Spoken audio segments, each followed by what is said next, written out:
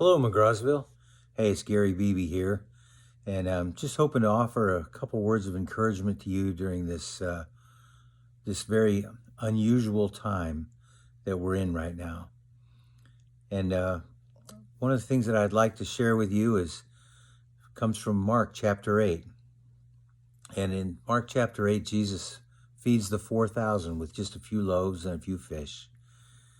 And right after that, he goes and heals a blind man.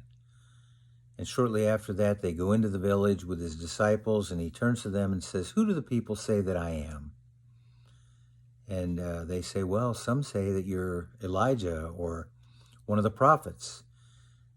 And he turns to them again and says, "Well, but who do you say that I am?" And Peter says, "Well, you're the Messiah." And so Jesus begins to teach them, and he says, it's in a short time, I'm going to be rejected by the scribes and the teachers of the law, and I'm going to be arrested, and I'm going to be crucified, and I'm going to be buried and die and be buried. And 3 days later, I'm going to rise from the dead. And Peter pulls him aside and begins to rebuke him, like, "No, you can't, this can't happen to you. You're the Messiah." And Jesus famously turns to Peter and says, "Get thee behind me, Satan. You are more concerned with the things of man than you are being concerned with the things of God." And I think if there's one thing that God is teaching me through all of this is that maybe I've been too concerned with the things of man and not as concerned with the things of God as I should be. And so I'd just like to encourage all of you, take some time and just pray and ask God, "Lord, show me what are the things that break your heart? What are the things on your heart that I need to incorporate into my life, or maybe get out of my life?"